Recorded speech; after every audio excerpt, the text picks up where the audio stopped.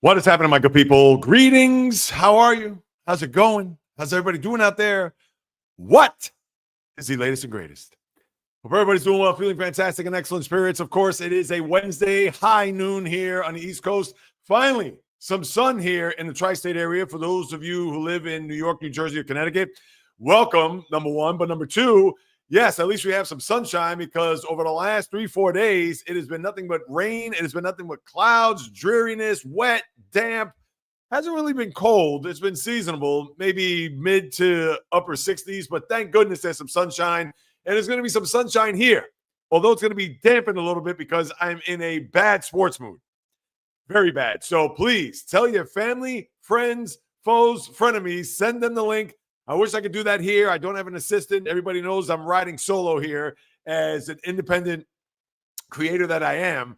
So for those who want to share this with someone who may be interested or may be entertained with what it is I have to say, especially when it comes to the world of sports, because this one is going to be explosive. That's right. I see a couple of comments there. I'll get to those in a second. But yes, it is the Wednesday, May the 7th in the year 2025. Thanks for hopping on board. You know from the bottom of my heart how much I appreciate my regulars who have been here and even the newbies that come on board. Please, I want anyone and everyone to come on down and spend the next hour plus with yours truly as we bandy about the latest and greatest sports topics that are happening. And Lord knows I have quite a few to get into today. So for starters, you don't have to do my housekeeping. For those who are live and are in the chat room, I know there's a few comments. I'll get to them in a second, but I'm always welcoming comments because I'll post them on screen. This is part of the reason why I do these live streams, to get everybody's feelings, thoughts, opinions, etc. on what it is that I have to say. And even if there's something I forgot, I'm sure if you want to keep me apprised of what's happening, please do so. So don't be shy. Leave a comment. I'll follow up. I'll post it on the screen for everybody to see, and we'll go from there. And for those who aren't watching live, that are taking in the replay, you can also leave a comment as well. Obviously, I'm not going to answer in real time, but I will follow up with you. I do get the notifications of people who do leave a post, considering this will be on the channel forever. And if you did not agree with something I said, or if you thought I was out of line or off base or agreed, etc., please do so. I will follow up, because one of the things that I do, not only just here on the live stream, but for those who do leave posts on a lot of the shorts that I put up there daily, and with the sports world obviously being super busy, I'm posting at least 3 videos a day, sometimes more, and I do get comments. So don't be shy. Feel free. Leave whatever it is, and I do follow up. I do correspond, because having you guys and gals on board, whether live or whether I do put up those posts on a daily basis, I do want to correspond. I do follow up. Obviously, it's important that you take the time out of your day to watch what it is I say or hear live, so you know that I appreciate you, each and every one of you, so you know I'm going to be able to follow up and make sure that your question, your comments, your opinions, etc., are not forgotten on my end. So let's jump on board and let's get right to it, because last night the NBA, as we'll start off there, the second round. Look at that graphic. 5-0 are the road teams, and the Pacers are already 2-0. And if that's any indication of how this round's going to go, I'm sure Adam Silver, he would be happy, because one of those teams will be the Golden State Warriors. But that means the Celtics will be out. That means the Cavaliers, who had the best record in the sport, will be out. That means Oklahoma City, who they had the best record. The Cavaliers had the best record in the East, so let me reel that in. But if your Final Four, if you're the commissioner and the powers that be in the NBA, are Pacers, Knicks, which would be a rematch of the conference semis last year, and then you'll have Golden State and Denver, they would sign for that in blood. So maybe I'm a little bit quick to quip about, oh, if you have Boston out and if you have the top 2 teams in the sport out, well, Golden State, Denver as a Western Conference final, and Indiana, New York as an Eastern Conference final, which will harken back to the days of yesteryear, 1994, the year 2000, even 99 for that matter. When you think of the lore of Knicks and Pacers, they would certainly do backflips, cartwheels, and somersaults if that was the Final Four for the NBA. But now let's talk about what's happening currently as we see there. And I'll start off with the Pacers last night. And this is going to be twofold, and this is one of the reasons why I'm a bit cranky. Now, give it up for the Pacers. They did a masterful job there to start off the second round on Sunday when they had a big-time performance. And one thing about their team is that they do not have that dominant player. It's not as if they have a Donovan Mitchell or a Jason Tatum or an Anthony Edwards or even a Steph Curry for that matter, because the Pacers are literally a team. A lot of balance, a lot of length, a lot of defense. And even though it's headlined by Tyrese Halliburton, which of course I'm going to unpack momentarily about him. But when you have, and hopefully the microphone's coming in loud and clear. And don't worry, I'm going to get to the comments. Hopefully the mic is coming through because as you've seen for the first time, I use a Yeti mic where I have to have headphones just to make sure that it's coming through loud and clear. And instead of using the microphone that's on the camera. So that's why you're probably wondering, hey, why does Jay Reels have a microphone this time where in weeks past he hasn't had that? Well, this is the reason why. I think better quality. So I'm a lot more plugged in and connected. So please leave a comment if that is not the case. And who knows, maybe that is the comments about maybe my audio is terrible. Oh, my guy, Val. Yes, we're going to talk about Golden State, obviously. Val, welcome aboard. And his San Francisco Giants won, and he likes the live. Val, you know, I appreciate you. He always follows up on my comments when I post in my daily shorts. But now to go back to the NBA, as far as the Pacers and them being just completely balanced and they are assembled the way a lot of other rosters aren't, because in this day and age, when a lot of teams are looking for a big two or even a big three for that matter, which has kind of waned here over the years because unlike years past, whether it was KG, Paul Pierce, and Ray Allen in Boston, or LeBron, D-Wade, and Chris Bosh in Miami. And then you've had all these other threesomes, whether it's Kyrie, LeBron, and Kevin Love in Cleveland when they won their title, or Steph, Clay, and Kevin Durant in Golden State in the latter part of the 20-teens. Now those big threes are starting to wane a little bit to where if you have at least the two big players on your team, you could go a long way. And just as evidence recently, whether it was Jokic and Murray 2 years ago, or Jason Tatum and Jaylen Brown last year winning a championship. So with that being said, the Pacers certainly have a deeper team, a lot more versatility with their team, because when you think about Tyrese Halliburton, when you think about a guy like Andrew Nembhard, who is one that, when you think about underrated players in the sport, he is one. And I'm not trying to make him out to be a guy that's going to be an all-NBA player one day, and I'm going to get to this theme here in relation to that team, underrated and overrated, to Tyrese Halliburton, so stay tuned for that, where you have Nembhard, you have Pascal Siakam, who won a title in Toronto back in 2019. You have Miles Turner, who's a very serviceable player, as you know. And you can go on down the list with this team. TJ McConnell coming off the bench, very good, heads up, gutty, gritty type player. And with Rick Carlisle, the head coach who won a title with the Dallas Mavericks back in 2011, you know that this team is not only dangerous, but they're equipped to go far. They went far last year. Granted that the Knicks were falling apart at the seams there in the conference semis, and similar in the conference final where Tyrese Halliburton didn't play the last two games, therefore got swept by the Celtics. But this team could be on a mission this year.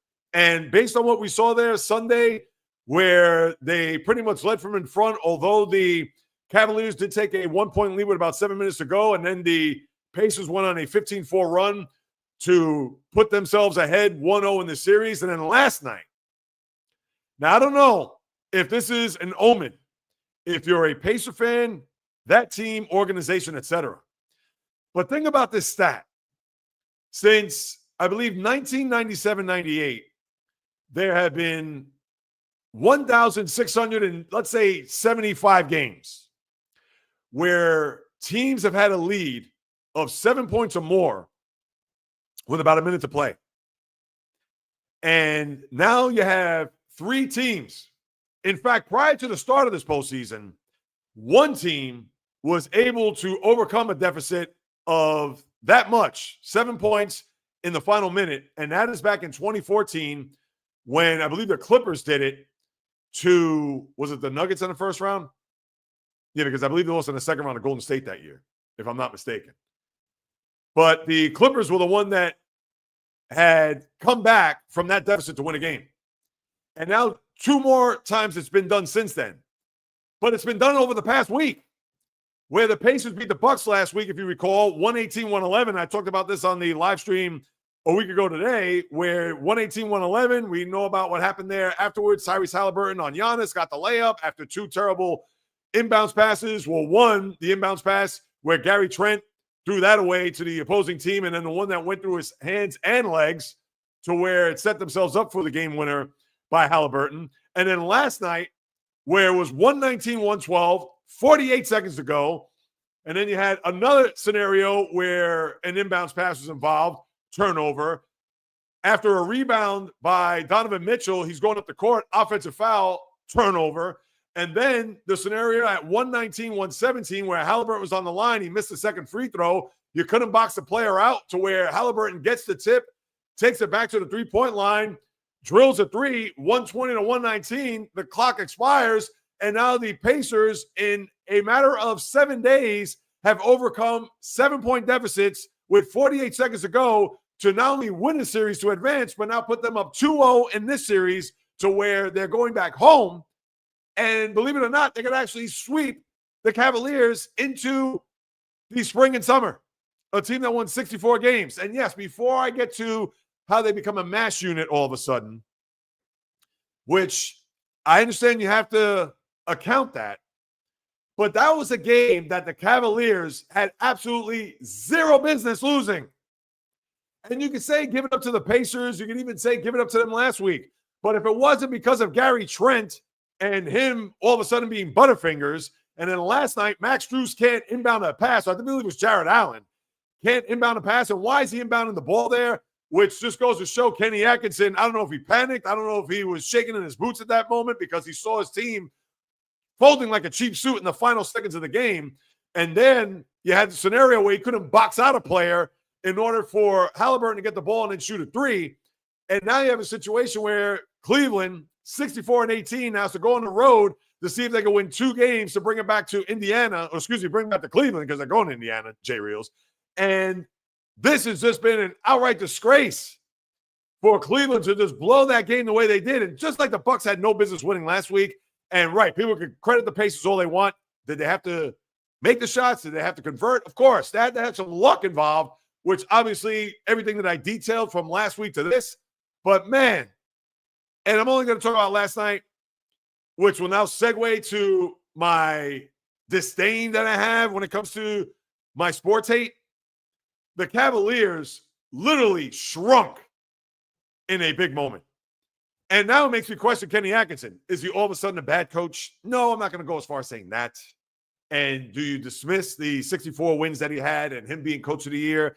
No, but now there comes an asterisk because he could not close the game yesterday. I get it. He's not on the court. Offensive fouls by Donovan Mitchell or terrible inbounds passes or not being able to box out the Pacers in order for them to get that rebound. If one of those things happen, the game is over. But still, this is an abomination. This was just terrible basketball, no matter how you slice it. And therefore, he didn't put his players in position to say, we need to box out here if he misses a free throw. Or, yes, we need to get a better player to inbound the pass. And I get it also that Donovan Mitchell was running on fumes at the end of that game. He had a monster game, 47 points. And he did miss another free throw there late, but it didn't matter. Well, it would have mattered because it would have tied the game if he would have made one of those 2 free throws there at the end. But granted, he made 17 to 21. He's going to miss a few of those, and that's still a tremendous percentage considering what he shot in the game. But watching that was just despicable for a team that had big-time regular season success. Now, I'm not even going to get into Miami Heat because, to me, that was more of an indictment on the Heat than it was the Cavs, the way they blew them out. But that is a game that you had to secure there. Had to. Because if the Cavaliers do not get out of this round, then how many times have I talked about it, whether it's on this live stream or on the podcast, which is coming at you tomorrow, the latest one, which I'm going to pretty much put an icing on everything I talked about now heading into tomorrow, as the Cavs will have an extra day to mull this over because they're not playing tomorrow night, they're playing Friday. But this is one that is going to stick to them, and because they have to sit with this for another 48 hours from now, but another 24 hours on top of that, considering they're not playing tomorrow, who knows what's going on in their heads, knowing that they're going to have to go to Indiana and not win one game. They're going to have to win both games. Because, yes, they can go down 3-1 and win a game 5 in their building, but that means they're going to go back to Indiana for a potential series clincher. And no, not by the Cavs. So I was just despondent by how that final 48 seconds unfolded. And partly that's on the coach, but we all know that's on the players. Now let's go to the next thing, which you're going to see here on the graphic. And I talked about Andrew Nembhard, his teammate on the Indiana Pacers, and that was the one, Tyrese Halliburton. Now, there was a report, I believe, before the start of the season, maybe it was before the start of the playoffs, whatever it was. It was on The Athletic, and that's a paywall subscription, which I do not have, and I'm not going to pay for stuff that I could get anywhere else. And obviously, I watched the game, so I already know. But you had players unanimously come out and say that the most overrated player in the NBA is Tyrese Halliburton. Now, in my eyes, he is not overrated.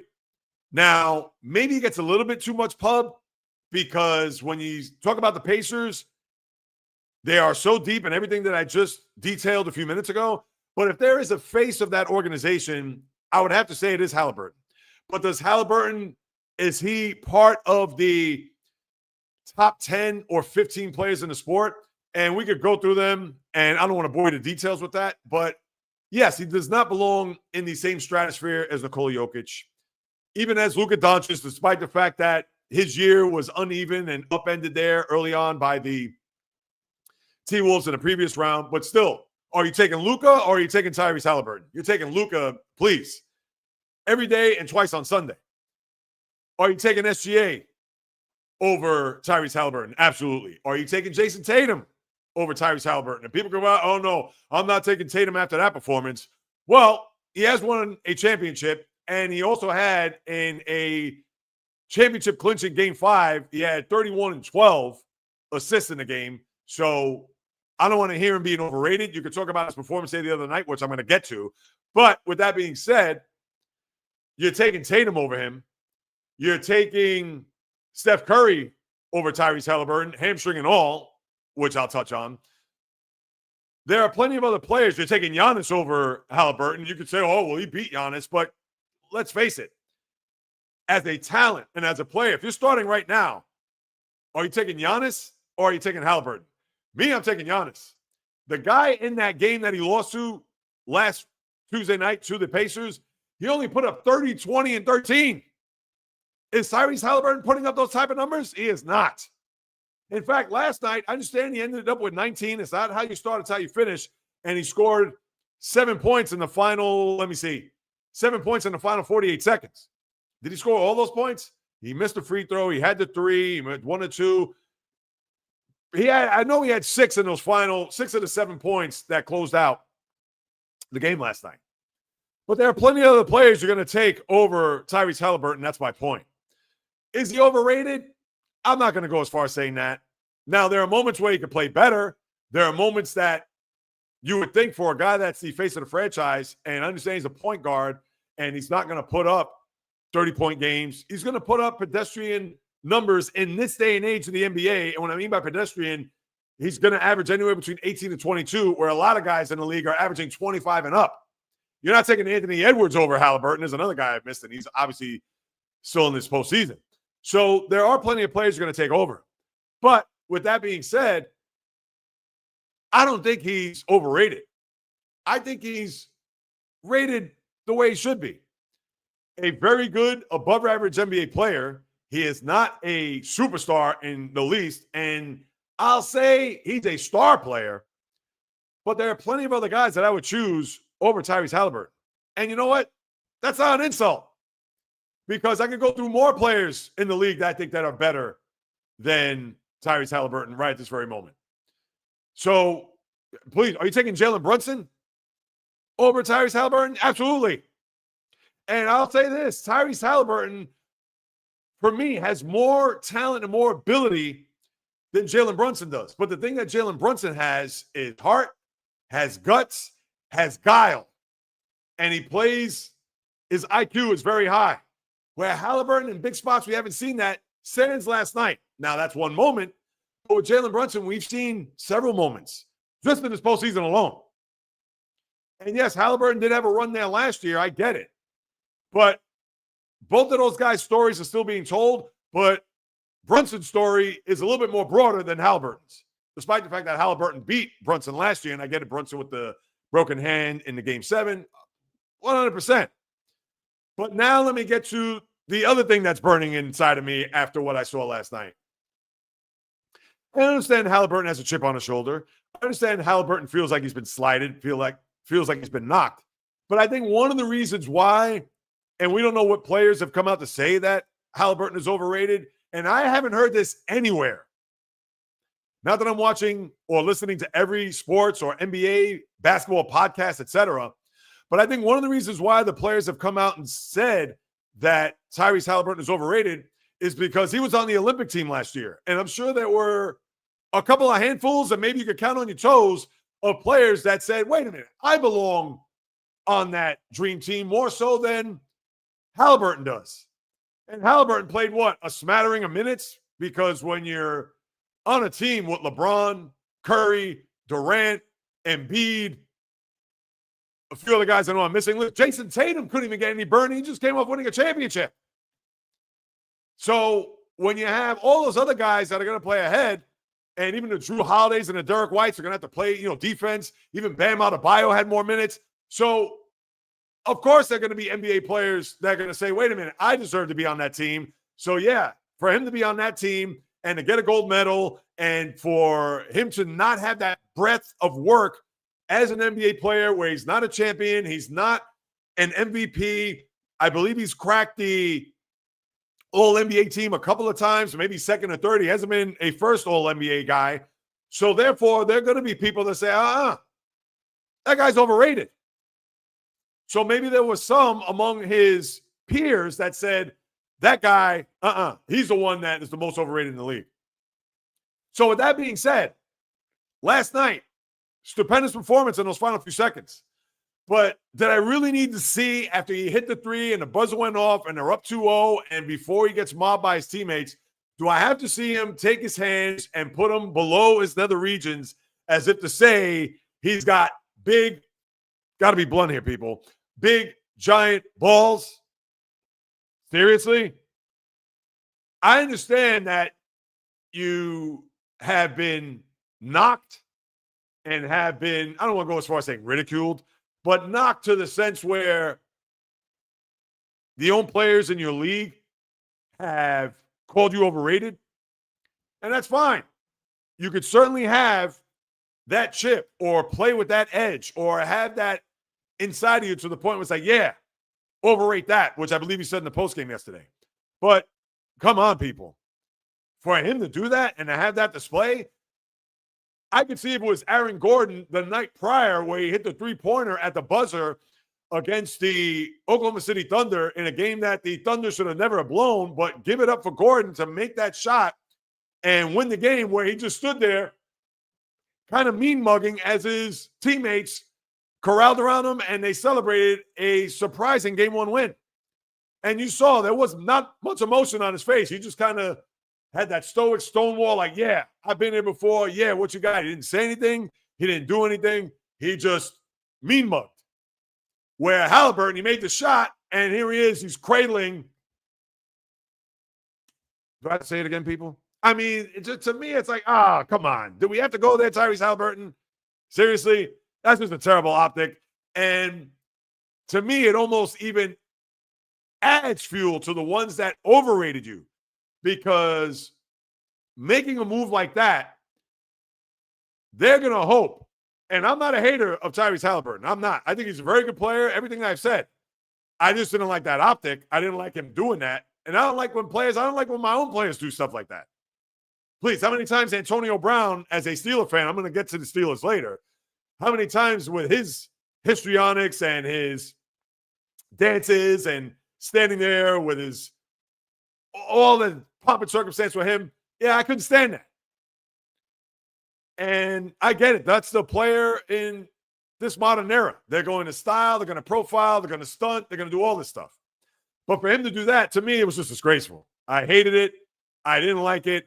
To me, I'd rather him just stand there at center court with his arms crossed kind of looking at the camera and then saying, yeah. Or even like Dame time that one year when Lillard beat Oklahoma City. And yeah, he did points on the watch, but the memes came out where his teammates mobbed him and he's just standing there looking at the camera like this. That's it. All right. You got it, my G. Way to go, Damian Lillard. You don't have to say anything. You have to do anything. You can stand there and stare at the camera all you want because you got a game-winning shot.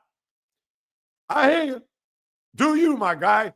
But when you're going to stand there and start doing this and you're going to start showing that, yeah, I got them bigger than anybody else in the league, that's when people are going to clap back if you fall flat on your face, whether it be in this round, God forbid, or in a future round here in this postseason. So just keep that in mind, Mr. Halliburton. I know you're not watching, but if this gets around, so be it. What I'm saying is fact. So, and then with the situation regarding the Cavs, and I'm going to put this up here, and this is another reason, going back to what I said, I was upset. I know there's a comment there I'll get to in a moment. The other thing I have to say about the Cavs, I know they're compromised. I know Evan Mobley's out with an ankle. And on the podcast the other day, I know with Darius Garland, it's a toe, not a hamstring, because you've seen all these hamstring injuries crop up over the last week or so. And I know he has a toe issue, and he hasn't played in the postseason at all. And if I'm Cleveland, and I understand you can't force players to take shots or cortisone, whatever, maybe he has. I don't know. It hasn't been reported. But if I'm Darius Garland, knowing that my team is down 0-2 and we got to go on the road, you do whatever it takes. If I was him, I'd be like, you know what? Give me the pill. Give me this shot. I got to get out there. I got to gut it out for my teammates. Because now it is literally do or die for this team. And with Mobley out, obviously the reigning defensive player of the year. And now you don't know what his status is going to be moving forward. So between he, Garland, and I'm missing another player here. If somebody can help me out, as I'll pull up my I'll find out who the other person is if you want to just bear with me for a second. But when you have three key guys out of your lineup, I know it's tough to argue that, well, this is the reason why they're in an 0-2 hole. Well, Mobley played in game one. I know Garland wasn't there, understood 100%. But this is a team that won 64 games. This is a team that has, at least you would think, some resolve. A team that would be able to muster up whatever toughness, whatever grit, whatever resolve in order for them to get themselves even in the series. And like I said a few minutes ago, they had no business losing this game. I mean, this is just awful. And like I said, if they lose this series, they're going to think about what happened there last night.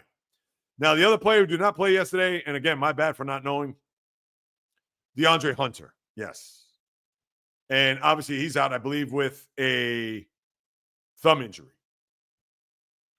So to have those three guys out, and Hunter, obviously, they got the trade at the deadline from Atlanta, made threes, good player, obviously comes from a national championship team there, Virginia, many moons ago, so he knows how to win. Granted, he doesn't know how to win on the NBA level, but it's not as if he's going to, or at least we don't think that he was going to shy away from a big moment. But I'm sorry. Even with these injuries and with Garland out and Mobley, who knows, I'm sure the extra day is going to help them because remember, like I said earlier, they're not playing tomorrow night. It's not every other day because they have to balance the schedule considering that tomorrow night is Golden State, Minnesota. It's the standalone game tomorrow. So therefore, they moved the Pacers, Cavaliers instead of tomorrow night to Friday. And then after game 2 tonight in the other Eastern Conference series between Knicks, Celtics, they're playing Saturday. So they're not playing Friday. So they moved it up one more time just to make the schedule even out. So now the Cavaliers are their frauds. Now it comes with a bit of an asterisk. I understand because of them being compromised, but that was just yesterday, one game. What happened in game 1? Maybe there was some rust involved. Now they did have a 1-point lead late, and I get it. These leads in the NBA, there are no guarantees. Last night, the Cavaliers not only had a 20-point lead in the third quarter, but they also led by 14 going into the fourth quarter. And they had a 7-point lead with 48 seconds to go. There was no excuse. They gagged. They choked. And that's where part of the fraud reason comes out because even with no Mobley and even with no DeAndre Hunter and no Darius Garland, they could have had me out there and they should have won the game. And they didn't. So now it's a scenario where, to me, they have to get these guys back. And I understand you don't want to rush these guys back because the minute you do that, That's it. And who knows what Mobley's ankle is. It a high ankle sprain? Because I've said a million times, high ankle sprains never, ever heal in season, or in this case, in the postseason. And for Garland, again, shoot him up, do whatever it takes. And maybe the same for DeAndre Hunter, for that matter, because this is literally do or die for this Cavalier team. And I don't want to pick on them, whatever, but I've said this even during the final stretch of the regular season. The Cavs could have won 74 games. They had to get to an NBA final. And I understand the Celtics may be in the way if they do even get to the Celtics. But because of the success of the regular season, similar to OKC, 68 games, and now they're staring at an 0-1 deficit and could be 0-2, and I'm going to get to them momentarily. But for what the Cavaliers have done this season, and now I'm going to think they're on the brink. Because if this was 0-2 going back to Cleveland, different story. But it's quite possible they may not get out of this series alive. Although I think they will. I take that back. How dare I say that? Because I picked the Pacers at 7. Check the receipts on that. I think they're going to be alive in the series. I think it will go at least 6. I did say Pacers at 7, but right now it's looking bleak. So I have to retract my Cavaliers are going to get out alive because I picked Indiana to win. And if you watched the live stream last week and even more so the podcast, I thought long and hard. I said, man, you can't discount this Pacer team because of their depth and because of their length and because they have a bunch of very good players. They don't have the one bona fide megastar, which a lot of teams do, but they're well balanced, as you've seen here in these first 2 games. So let me see what we got here. Hey, look who's there. Jonathan, my man. Now, do you say they can't come back? So you don't think they're going to come back at all or have any shot? And I remember you were pumping up the wine and gold pom-poms for this team. And I understand the way they destroyed the Heat. Again, that's more on Miami than it is on Cleveland.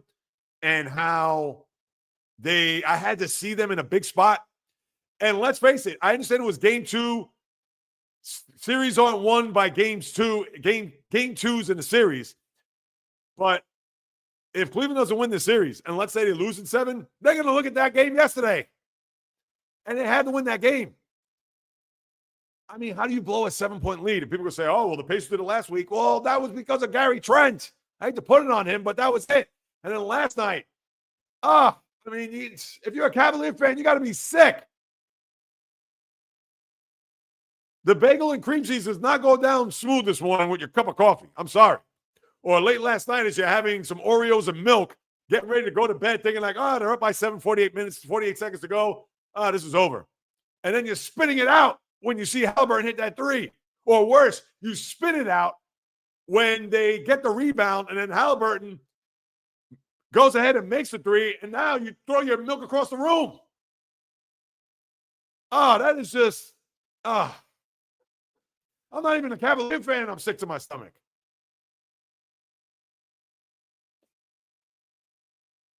I don't know what else to say about this. I mean, I got to move on. I mean, I could talk about this forever. Now, I'm going to go back to the Warriors before I get to tonight's 2 games because now I got to get on the Celtics, and that's my team. But the Warriors draw first blood versus the Wolves. And where was Anthony Edwards in the first half? 1 point? What was he, 0 for 8 from 3 or whatever it was? Maybe he was 0 for 6. Now, he did have a big second half where he shot a lot better, but it was too little too late as the Warriors, without Steph Curry, who left early in the game in the first half with a hamstring injury, and who knows what his status is going to be for tomorrow night's game. Well, I got news for you. Whatever rust that the T-Wolves had, they better shake that sucker out because tomorrow night they need a 117 to 82 type game. And sadly, we've seen that from the Warriors so far. All you got to do is look to the previous series against the Rockets. And what was it? Games 2 and 5 for that matter. So, yeah. And the Warriors, obviously, they're able to put up those type of stinkers where we got our 1 game. Now let's go back home and let's see if we can take care of home court. But they may do it without Steph Curry for game 2, and who knows for how much longer, which if you're the T-Wolves, you got to pounce on this situation because Draymond, who had a big offensive game in the last night, 4 threes, that was the Draymond of 2015-16. And we haven't seen that offensive Draymond in forever. For Jimmy Butler, who had to pick up the slack, and Buddy Hield, who now all of a sudden is Ray Allen reincarnate. I mean, think about Buddy Hield for a second. If you didn't listen to the podcast Monday, just think about this. This was a guy that scored 33 points on 9 of 11 in Game 7 against the Rockets. And then last night, obviously contributed big time. Didn't have the same performance, but they didn't need it, considering they were playing from in front. But this was a guy in Games 5 and 6 of the previous round. Scored 4 more points than I did, and I don't even play. And in one of those games, he scored more points than I did, and I don't play, and he put up a goose egg. Look it up. In Game 5 against the Rockets, he put up 4 points. And then in Game 6, where they could have closed out the Rockets, he put up a goose egg. And now all of a sudden, the guy is Reggie Miller or Ray Allen. What he's been drinking all of a sudden. Now, that's not to knock Buddy Hield. He's been a good player dating back to his days in college when he was in Oklahoma, I believe. And then he had his moments here in the NBA, bounced around. I know a million teams. Last year was in Philly. Actually had a very good Game 6 against the Knicks in that first half where he scored 17 points. And then for whatever the reason, Nick Nurse didn't put him in the second half, and they lost the game. So for Hield, all of a sudden, he's now drinking some Kool-Aid to where he has now found his stroke and his rhythm, and who knows, maybe he could be the savior of this second round against the T-Wolves. Now, it's way early. It's only one game. And I picked the Wolves to win in 7, not thinking that Curry was going to be out. Now, chances are I could go to distance considering that the Warriors are going to be severely compromised, not having their all-time franchise player in the lineup. But I got news for you. If this is a situation where whether it's Brandon Podziemski or Jimmy Butler, and let's see playoff Jimmy now, and he had a good game there last night, and that's the one thing that he's not going to be reliable 100%, although now there's going to be a lot more of the onus put on him to put up a few more points because who knows what you're going to get from Hield in some of these games, or Podziemski, or Moses Moody, or Gary Payton, or even, for that matter, Draymond, because I don't expect Draymond to, in the least, have a game where he's going to shoot 4 threes and put up some big-time offensive numbers. Please, can you guarantee that? I don't think so.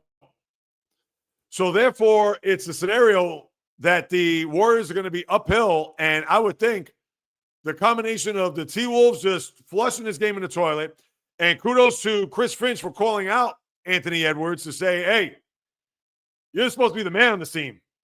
You have to do more, especially what he did in that first half. So you know what? I have to give it up for Finch putting Edwards on the griddle. And Edwards seems to be a guy that wants to be coached, that is not a diva type of player. Now, we're going to see here come game 2 and then for the rest of the series and how he responds. But even in the postgame last night, he said, yeah, I need to play better. I didn't play better. I didn't play as well, so on and so forth. He said all the right things. So that I give him credit because on the court, as much as he's shown that bravado and that swag, etc., well, at least in the postgame, he's shown that he's been humble. Unlike some other players, I'm not bringing up James Harden. I'm throwing it out there now because he doesn't even meet the press after these games, especially when he talk about shrinking in big spots. But now it's going to be fascinating to see what is going to transpire with this T-Wolf team in light of this injury with Steph Curry, and how long he's going to be out certainly remains to be seen. All right, let's see. All right, Val, who is a Warrior fan. Yep, of course. He got injured, hamstring. Who knows what his status is going to be moving forward. And Val, I know you're a Warrior fan. I believe you live by the Bay. So if anybody's going to be concerned, it's you. So Val, I'm going to ask you, how do you feel about your team's chances the rest of this series without Curry? Do you think they can win? I'm sure as a fan, you probably are going to pick them to win in 6, maybe 7 games. But if you put up your comment there, I'll make sure everybody sees that. And I'm sure everybody does see it, but of course, I'll put it up for those who are watching on the replay. Now, let me get to tonight and, in essence, what happened there Monday night. For those who don't know, and I'll just encapsulate this quickly, I became a Celtic fan in the late 70s prior to Bird's arrival. In fact, 77, 78, a little history lesson for you all, where my second Knick game, my first Knick game I went was in 74 when they played the Hawks. And even though I love basketball and, I knew about some of the Knick players then, Clyde and Earl Monroe and Jerry Lucas at the time and players like that, but I didn't really gravitate being a Knick fan. Then 77, 78, during the final run for John Havlicek, I went to see the Celtics play the Knicks at the Garden, and my blood relative, my cousin and former radio partner, JD, who was a Celtics fan since birth, when we went to this game, I knew he was a Celtic fan. Then all of a sudden I said, oh, wow, I just started gravitating. They had a ceremony for John Havlicek, etc. That was his final go-around, as you all know, one of the all-time greats. And at that point, I became a Celtic fan. That's it. And the Knicks at that point weren't really that good. Obviously, the heyday of the early 70s, which I was a little bit too young, even though I went to that game in 74. That was 74-75 season.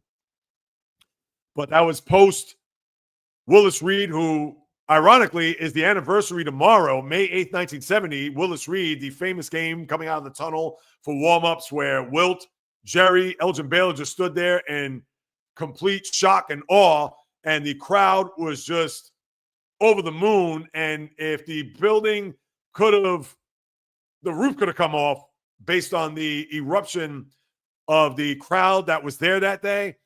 Well, that's 55 years ago tomorrow. And that was well past, and even the 73 team that beat the Lakers. So therefore, in the late 70s, that's why I became a Celtic fan. And ever since, that's been my team. So now fast forward to Monday night, and the Celtics, who had a 20-point lead in their own right, decided that, let's just rest on our laurels and continue chucking threes.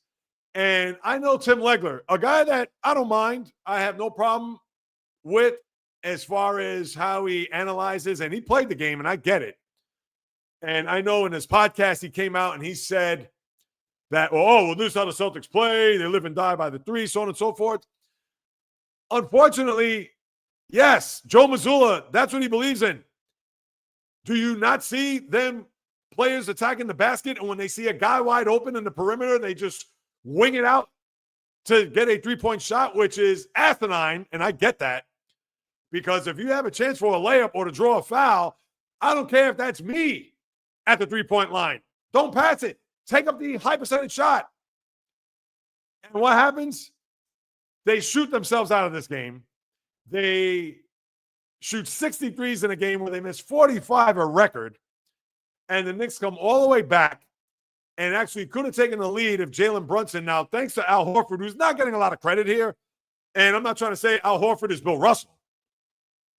But for Al Horford, as the inbounds pass came from, I forgot who it was. I don't know. It was OG Anunoby, but it came and then it went to, maybe it's Mikal Bridges. It went to Brunson, and he had a clear lane path to the basket until Horford came over, where Brunson had to make sure that the trajectory of the shot was going to go over the outstretched arm of Horford, who has him by 8 inches. And therefore, although it was in and out, but if Horford wasn't there, he could have taken a much better shot where he didn't have to go up as high. And although halfway down, but came out. And if it wasn't for that, the Knicks would have won in regulation. Of course, we know they win in overtime. Celtics still continue to chuck threes, and the lights go out. Celtics lose game 1. Now, listen, is Joe Mazzulla going to learn from this? The only thing I'll say, and this hasn't been talked about either over the last couple of days. And yes, some of the things I watch and some of the areas or some of the sources that I get I don't want to say my sports information because I watched the game, but just to get opinions and takes, I'm just kind of curious from certain people that I trust. When they come out and say that Legler, for instance, this is how they play, so on and so forth, etc. Yeah, it's a little excessive when they're taking 19 of their 20 third quarter shots as all threes. That is inexplicable. That is just whatever. It's awful. But Missoula, can you tell your players, and this is the problem that I have that nobody has said, do you know in the final minutes of that game, for whatever the reason, maybe from screens, where Jalen Brunson was on Jason Tatum, why isn't Tatum attacking him? Why isn't he going to the basket? Why is he settling, as Jaylen Brown said in the postgame? Talk about a disadvantage. Tatum has 6 inches on Brunson. Attack him. Go to the basket. What, are you that tired? Are you that gassed? Are you at a point where it's like, no, I'm just going to shoot over him? Shoot over him from 10 feet, not from 25 or from 18 or 21. I couldn't understand that. I was watching that in real time saying, oh, mismatch, attack him. And either he passes it off or he's dribble, and he takes his step back three. What are you doing? That's when Missoula has to get in this team's ear. Listen, if you're wide open, take the shot. Uncontested, all right, fine. But even if you have a mismatch beneath the perimeter, attack. It's not as if he has a guy on him, whether it's Mitchell Robinson or a big, that you have to wonder that, oh, he's going to affect his shot, or certainly, or even OG for that matter. Jalen Brunson, come on. Just aggravating. Beyond. And that's where Missoula, and this happened in the final minutes of the game. So even when they had a timeout, he could tell, Jay, if Brunson is on you, go to the basket. I don't care what you do. I don't care what it takes. Maybe he fouls out. Now, I understand he had 4 fouls, and he had 3 in the first half. But still, let him draw fouls. Or better yet, he's probably going to Matador defense and get to the low block. And even if Mitchell Robinson, he wasn't there late in the game, because obviously that would have been a disaster. I understand less than 2 minutes, you can't do the hack-a-shack. But, I mean, what are you doing? This is where Missoula was lost. And all they needed to do was just take high percentage shots. I understand this team is predicated on three-point shooting and being able to defend, because they have the 2 big wings. They have Horford. When Porzingis is healthy, and I guess he had the sniffles the other night, I'm sorry. He didn't look like he was Michael Jordan, Game 5 NBA Finals 97. I'm sorry. And if he was that sick, then he shouldn't have suited up. And saying he wanted to gut it out. And you know what? I'll take that back. He wanted to be there, and he wasn't there in the second half. Well, I hope he took a ton of fluids and drank a ton of fresh coconut water and did whatever it took, because they're going to need him tonight. And all I'm going to say is this. That game, as much as the Knicks fan wants to puff their chest out, that was an aberration. Because think about this. If the Knicks would have made 17 of 60, they win the game. They're not missing 45 threes in the game the rest of the way. That's not to say the Knicks are going to go 20 for 41 or 18 for 46 or 21 for 50. I'm not going to say that. But they're not going to miss 45 threes in a game and shoot themselves out of it, because that's what they did. They gave this game away to the Knicks. They gift wrapped it and said, you know what? We're going to play from behind the arc. If we make our shots, we'll see you in game 2. We're going to be up 1-love, and let's see what happens then. No, instead they kept shooting and shooting and shooting, and they were laying, not a house, a skyscraper of shots, of missed shots, that I might add. So I told you people I was going to be salty today, and man, let's see what happens tonight. I think they're going to rebound. They're going to have to get that bad taste out of their mouths. Now, the Knicks are gutty, as you know. Obviously, we saw them in that first round against the Pistons, and they played them tough, hard, physical, etc.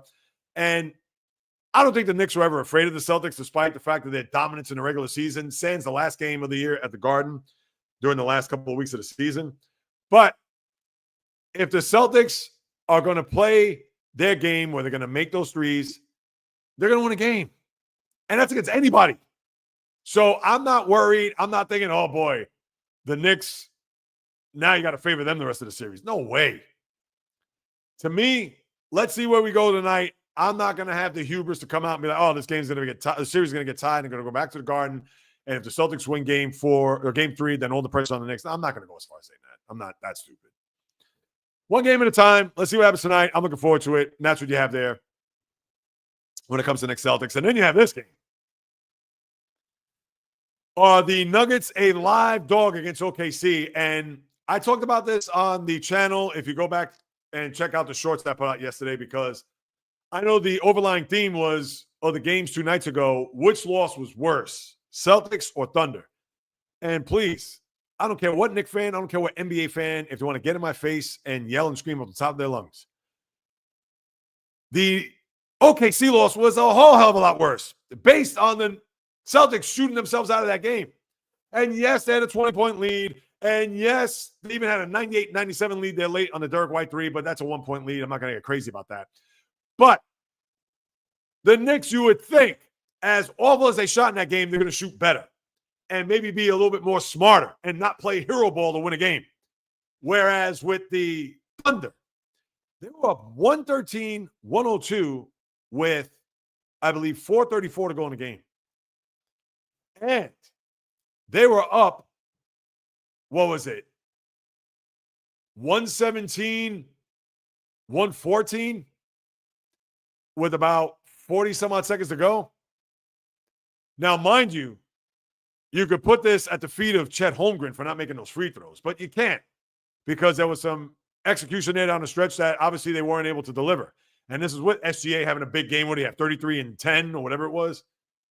But the thing I would be worried about with OKC is this. It was twofold. One, their coach, because what was their coach doing there at the end of the game where they're fouling players to put them on the line to get free throws? Why are we doing that?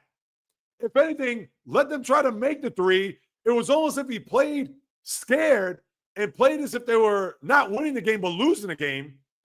And in that final 12-second stretch, he's fouling guys, giving them free points at the line, at the free throw line, whereas his own guy couldn't even make 2 free throws, where it was 119-117. If he would have made 1 free throw, the game would have gone to overtime. He couldn't even make 1. So I don't want, again, this isn't on Chet Holmgren altogether. To me, it's on Daniel. And he's going to scare me now. And that's not to say David Adelman, who just got there 5 minutes ago when they fired Mike Malone as the coach, but at least he learned from a guy that won an NBA championship. And his father was a longtime NBA coach and a pretty successful one at that, and one Rick Adelman. But, and not to say that Dave Adelman is going to be Greg Popovich, but Daniel here, he has to take some hits. And I'd be a little bit nervous down the stretch with him in these games, especially in these tight games, because they're not playing Memphis anymore. They're not playing Sacramento. They're not playing the Washington Wizards, and they're not playing the Charlotte Hornets. They're playing a team that is battle-tested and won, and albeit last year, lost in brutal fashion. Game 7 up 20 against the T-Wolves, where they lost in their building. But you saw their grit. You saw their toughness and mettle there 2 nights ago, where they came back and won the game. And the coach is a question mark. That's number 1. And number 2, and I understand that they have very resourceful players, guys who can make shots. We've seen it.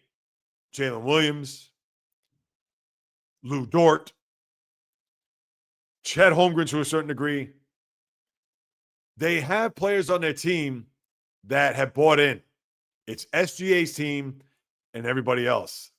But with that said, whom else do you trust other than SGA in a big spot? Hence what we saw there Monday night. Now, we know Nikola Jokic, he's not going to be a guy with 4 seconds left that's going to run down the court and try to take the game-winning shot. Understood. But the guy who took the game-winning shot there wasn't Jamal Murray, wasn't Russell Westbrook. Thank goodness for the Nugget fan, I'm sure, in the back of their mind, although he had to play, and I thought he was going to take that last shot, to be honest with you. After Holmgren missed that shot, and there was a little bit of a scramble to see who was going to get the ball, and I thought to myself, oh, my God, if they don't get the ball here, Christian Brown corrals it, feeds it over to Westbrook, and as he's going down the court, And mind you, they were down by 2 points. I thought he was going to attack the basket, which obviously you'd have to close your eyes if that's the case. But he swung it over to Gordon. And I get it that Jokic is not going to get there as fast as Gordon will. Murray could, although he's nursing his own injuries. But Aaron Gordon took that final shot. A guy who is a small / power forward. Is anybody on the Oklahoma City Thunder, do you think is going to be able to take that shot in a big spot? Have you seen that happen? Have you seen it over and over? And listen, I get it. Aaron Gordon was Johnny on the spot there in Game 4 against the Clippers, where Jokic threw up a Hail Mary, and it just so happened that Gordon came over and dunked it in right before the buzzer for the Nuggets to survive and take that series back to Denver, tied at 2. But those are winning plays by winning players. And SGA, in the regular season, we've seen that. Postseason, not yet. Because last year, lost in 6 to Dallas in the second round. And Memphis, to me, that's similar to Cleveland with the indictment more on the Heat as with the Grizzlies here in this first round. Now you're playing a team that has players that have won a championship. So who that second or even third guy is right now, I can't tell you. Not like Jamal Murray, as we've seen in the past. Not like Aaron Gordon, as we've seen in this postseason. Jokic is Jokic. So that would scare me a bit if I'm OKC. And I think they're going to win tonight. I would not be shocked if they win 121-95 tonight. I would. But they were fired up the other night. And they showed no quit. And they showed a ton of fight. Nikola Jokic being a pseudo coach on the sideline, throwing his towel, pointing, doing whatever it took to kind of get his team on the same page.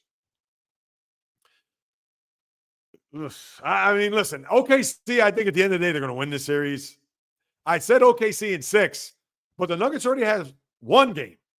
You mean to tell me they're not going to win 1 of the next 3? Especially when 2 of them are in their building?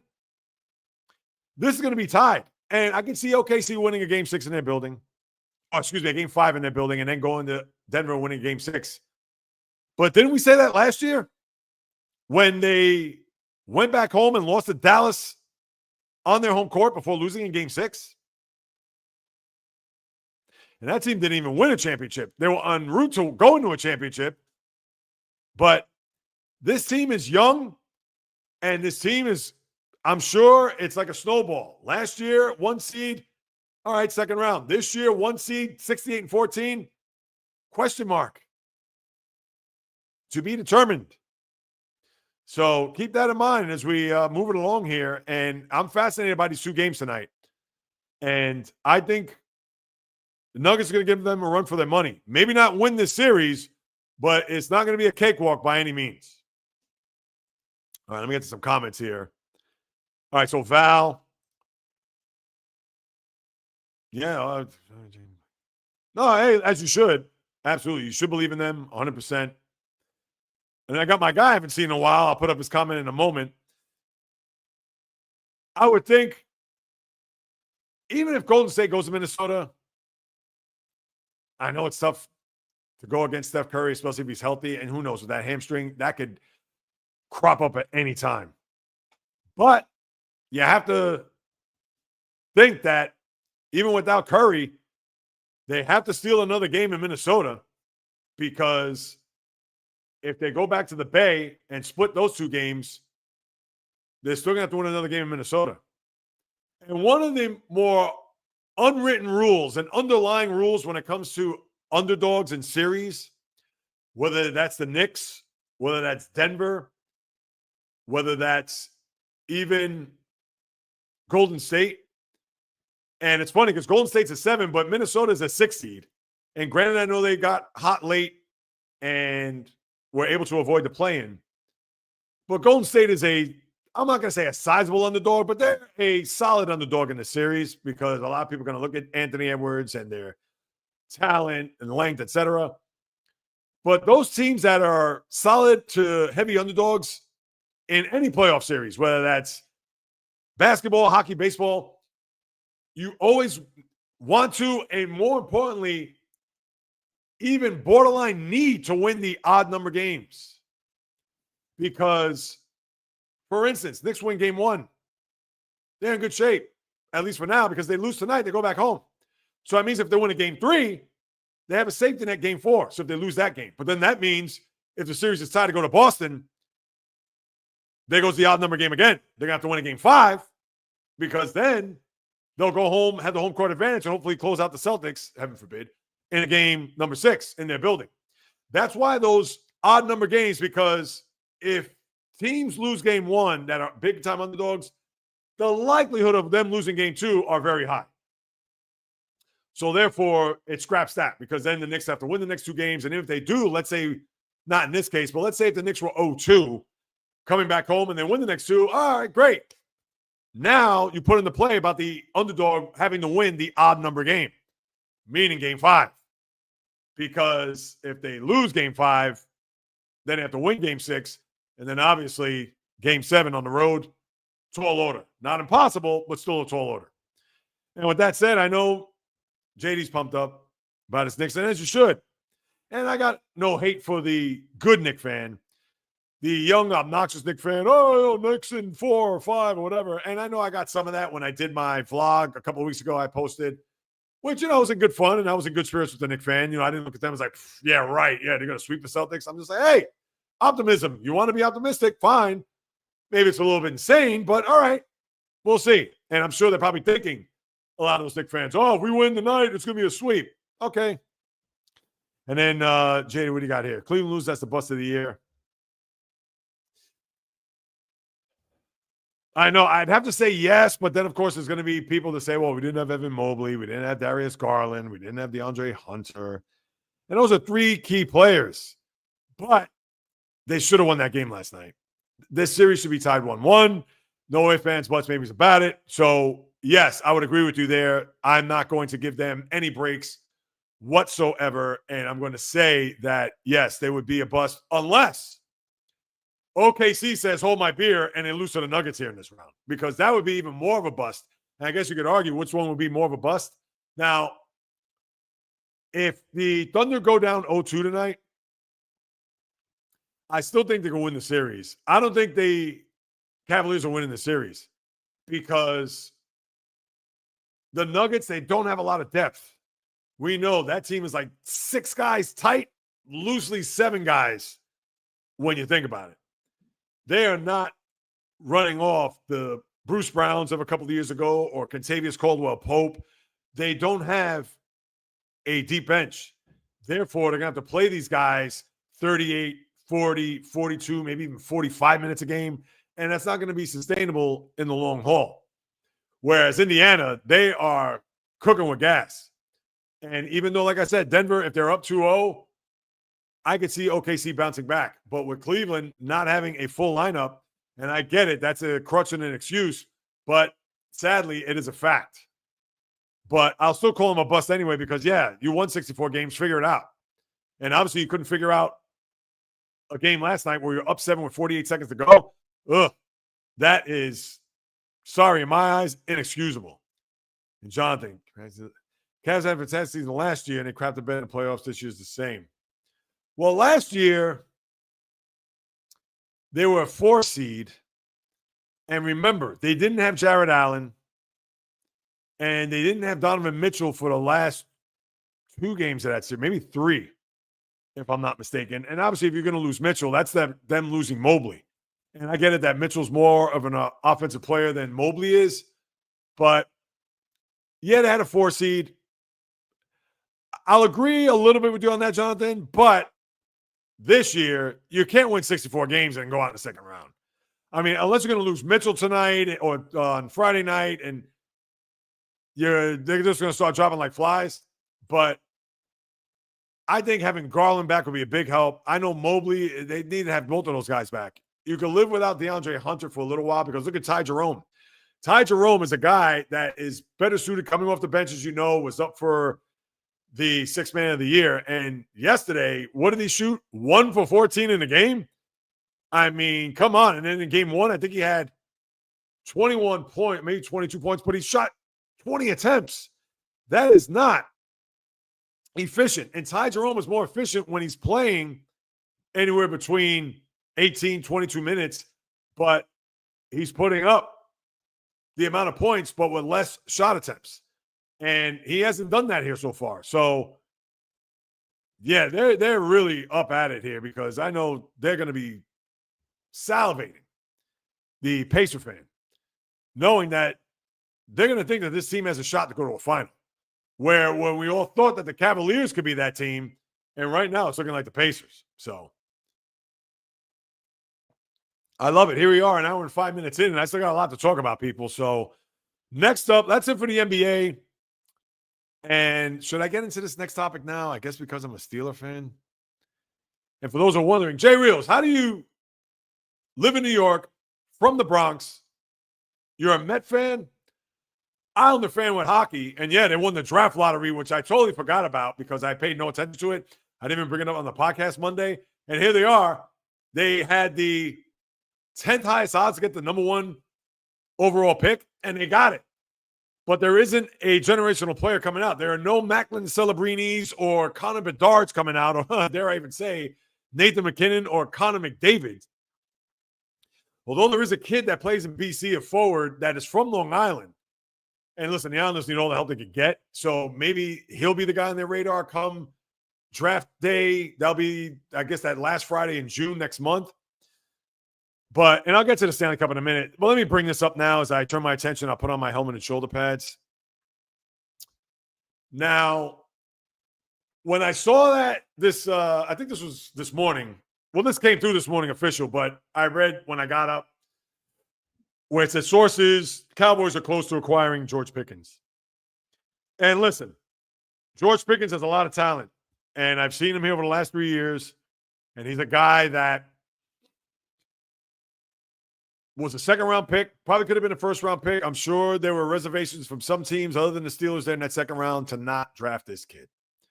And to me, this is not about his character, although I think his character played in part, and I'm going to explain that in a second as, again, a lifelong Steeler fan. I am disappointed that they trade him, but at the same time, I understand why they traded him.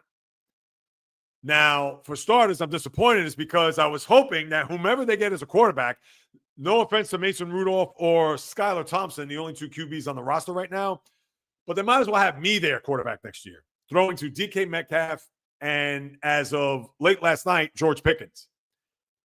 Now you don't have an outside threat to go along with Metcalf. Well, people say, well, you have Metcalf there, Jay Reels. Isn't that good enough?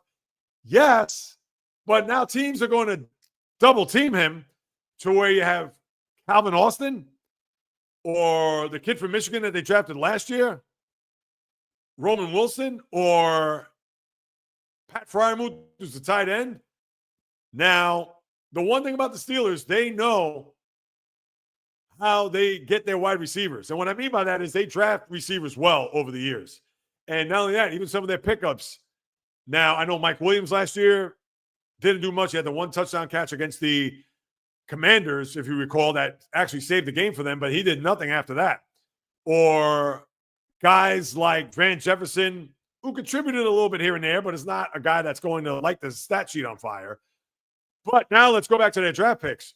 Whether it's Emmanuel Sanders that they got in the 3rd round, whether it's Antonio Brown, and Sanders turned out to be a very good player, won a Super Bowl there in Denver, or Antonio Brown, do I even need to go through his Steeler resume?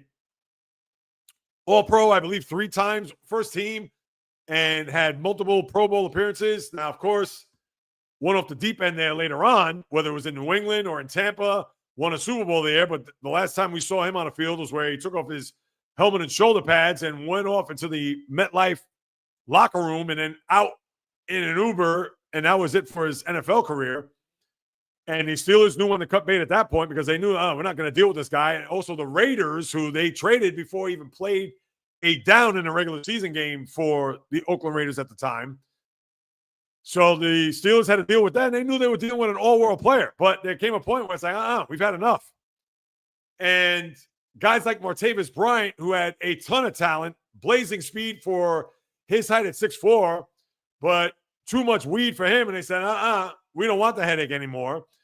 Then you had Chase Claypool, a guy who was a second-round pick, chiseled like a Greek god, and had his moments with maturity, when it comes to that game in Minnesota. I'll never forget when he was celebrating a first down when they're trying to drive for the game-tying touchdown. Actually, the game-winning touchdown. I was in Ben Roethlisberger's last year, and there was some other maturity issues off the field and things of that nature where Claypool, he got traded to Chicago, as you know. And then now add in George Pickens, a guy who all the talent in the world, speed, great hands, but you saw him there at the end of the game against Cleveland on that Thursday night where they got into a snowball fight with fans, and one of the defensive backs, I can't remember who it was at the time. It wasn't Denzel Ward. Well, anyway, I'm not in NFL mode when it comes to that, but he gets into that fight. He mopes on the sidelines, typical wide receiver attitude, diva, etc., and he gets traded to Dallas. Now, that's going to be Dallas's headache, and he's going to be a free agent after this year, so they figured, and this is where they had to do it, you get him for a third-round pick next year, which that's a worthy pick, and who knows where the Cowboys could end up in as far as the draft goes. Not to say they're going to be a high third-round pick, but it's going to be a mid-level pick if they have a year similar to this past year, and they'll also get a fifth-round pick in 2027. So to think, they got that much for a guy that has never been a Pro Bowler, maybe did make it to Pro Bowl because anybody makes a Pro Bowl a couple of years ago, but is not a top 10 receiver in the sport, although he has top 10 talent. Listen, Steelers were shrewd. They had to do it. But now what do? Not only just with the other wide receiver position, but at quarterback more importantly. And that's another subject for another day. But I was disappointed because I was hoping that they would somehow, some way keep him on the team and get a quarterback on their roster that can maybe make a push there in a loaded AFC. But as it is, and as we know right now, that is not the case. So bye-bye, George Pickens. And it's sad. I wish he could have stayed. He's a guy that you want to root for, a guy that certainly has a ton of talent. But the attitude and knowing that he's going to be a free agent after this year and the Steelers aren't going to fork over $100 million because that's what these going rates are with these receivers, where your name is obviously DK Metcalf, Jamar Chase. I understand he's not on that level, but he's going to ask for anywhere between 85, 90 to 100, $110 million. And you know there's going to be a team out there that's going to give it to him after this next year. So sorry to see him go, but I understand why the Steelers did it. And the Cowboys, listen, add another weapon, but what does that mean? I'd love to get my cousin on, the aforementioned JD from earlier today. He is a huge Cowboy fan. I haven't talked to him since, but I'm sure I'll get his take on that and to see where that's going to go from there as far as the Steelers trading away their wide receiver there to the Cowboys. All right, now before I get to a couple other things before I say goodbye, I have to talk about this, and I get it. I am not a horse racing aficionado. I'm not a guy that is well-versed when it comes to the sport. And I have my issues with horse racing. I really do. This being one of them. I don't know if you saw, watched, or on YouTube. Sovereignty, who is 5-1 favorite behind Journalism, who was 3-1 in the Derby, wins this race, and he won by a couple of lengths, I believe. So, all right, 5-1, heavily favored horse. The Preakness is a week from this coming Saturday. We haven't had a Triple Crown winner since 2018. That was Justify. So, maybe he could have a shot here to go to Pimlico, win the Preakness, and then we'll have a lot of buzz, a lot of intrigue, a lot of juice to go to the Belmont Stakes. Now, mind you, it's not at the racetrack over on the border of Nassau and Queens. It is actually up in Saratoga because they're doing renovations. I believe the track will be ready next year. I believe that's the case, and I'm sure they're targeting for next year. If not, we're looking at 2027. So be that as it may, and we talked about this last year on the podcast where the track up in Saratoga for the quote-unquote Belmont is not the 1.5 miles that it is. I think it's 1 mile and 3/8 if I'm not mistaken. I know Pimlico is 1 mile and 3/16. The Derby's 1 1/4 miles. And Saratoga, yeah, it's not the full 1.5 miles. So the trainer, Bill Mott is his name, yesterday announces that we are going to skip the Preakness and we'll see you at the Belmont. First off, the Belmont is not the Belmont, as I just chronicled.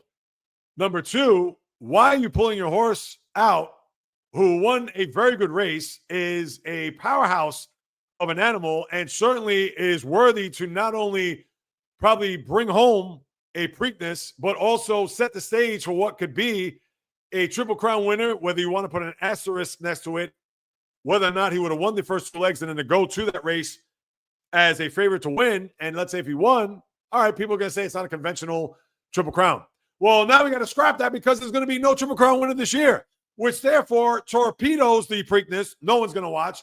And if no one's going to watch the Preakness, why would you even think about watching Sovereignty race in the Belmont the first Saturday in June in the venue that is not the Belmont?